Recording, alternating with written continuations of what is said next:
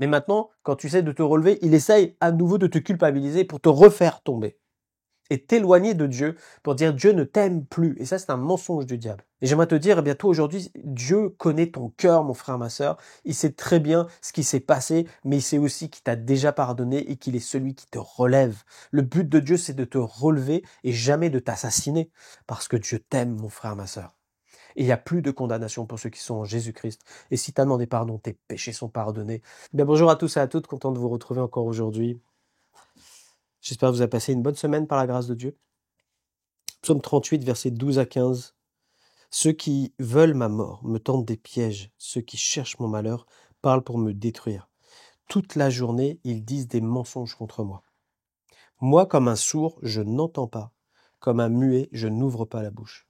Je suis comme un homme qui n'entend pas et qui ne répond rien. Seigneur, je compte sur toi. C'est toi qui répondras, Seigneur mon Dieu. Amen. En fait, David, dans ce passage, il est dans la repentance par rapport à un péché qu'il a fait dans sa vie. Et il dit qu'en fait, il y a des hommes méchants qui lui tendent des pièges, qui disent des mensonges sur lui, qui veulent vraiment l'anéantir, en plus de ce qu'il a fait, en fait. Donc, il est sous pression et on essaie de le culpabiliser et de l'anéantir totalement. Et en fait, ça, c'est l'image de ce qui se passe dans notre vie quand nous tombons et quand nous revenons vers Dieu et que nous demandons pardon à Dieu. Le Seigneur nous pardonne toujours parce qu'il ne se lasse point de nous pardonner. Mais le problème, c'est surtout notre adversaire et notre chair qui va essayer de nous condamner malgré tout. Le malgré tout.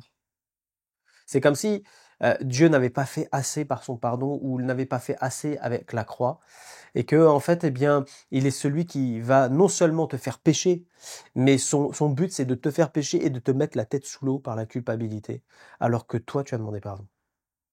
Et parfois, nombre de chrétiens que je rencontre me disent, mais pasteur, est-ce que vraiment le Seigneur m'a pardonné? Je suis retombé et j'ai demandé à nouveau pardon et je me relève, mais c'est dur, j'ai cette voix dans mon cœur qui me dit que je suis pas un bon chrétien, une bonne chrétienne. Nan. Ça, c'est l'adversaire qui vient rajouter une couche pour dire, je te tiens et je vais te faire couler jusqu'au bout, je veux détruire ta vie. La Bible déclare que le voleur ne vient que pour égorger, détruire, ruiner notre vie et il s'acharne. Donc non seulement il te fait tomber, mais maintenant, quand tu essaies de te relever, il essaye à nouveau de te culpabiliser pour te refaire tomber et t'éloigner de Dieu pour dire Dieu ne t'aime plus. Et ça, c'est un mensonge du diable. Et en fait, c'est ce que David est en train de vivre dans cette situation. Et j'aimerais surtout eh bien te rappeler un texte dans l'Ancien Testament d'un homme qui est passé par là et en tirer quelques conclusions pour ta vie aujourd'hui, un encouragement. Toi qui peut-être eh bien est en train de te repentir, de dire Seigneur, moi je t'ai demandé pardon, mais j'ai toujours cette impression que ça va pas quoi. Zacharie, chapitre 3, versets 1 à 7, c'est l'histoire du sacrificateur Josué qui est revenu après un temps d'exil et qui revient pour son service de sacrificateur, mais il est habillé avec des vêtements sales. Et la Bible nous dit, il me fit voir Josué, le souverain sacrificateur, debout devant l'ange de l'Éternel, et Satan qui se tenait à sa droite pour l'accuser. L'Éternel dit à Satan, que l'Éternel te réprime, Satan, que l'Éternel te réprime. Lui qui a choisi Jérusalem. N'est-ce pas là un tison arraché du feu? Or Josué était couvert de vêtements sales. Il se tenait debout devant l'ange. L'ange, prenant la parole, dit à ceux qui étaient devant lui, ôtez-lui les vêtements sales. Puis il dit à Josué, vois, je t'enlève ton iniquité et je te revais d'habits de fête.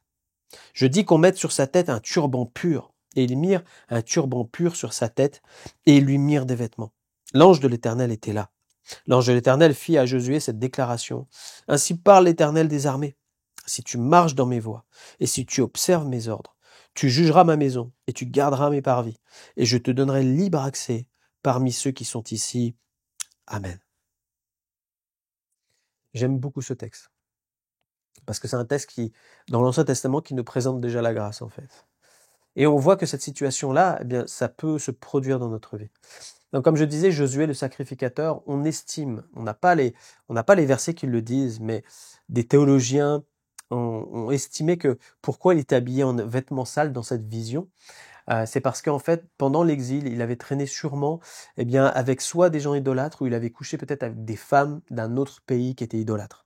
Donc il était devenu impur alors que lui était un serviteur de Dieu. C'est un souverain sacrificateur, c'est-à-dire c'est celui qui est entré, eh bien parfois une fois à l'année dans la sainte présence de Dieu derrière le voile. Donc c'était quelqu'un de très spécifique en fait.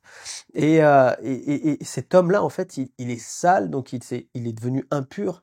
Et on sent que dans son cœur, il est déjà dans la repentance. Là, dans le texte, Josué ne parle pas, mais c'est son cœur qui s'exprime. Et Dieu voit le cœur de son serviteur, le cœur repentant de son enfant, celui qui a déjà demandé pardon et qui implore la grâce de Dieu.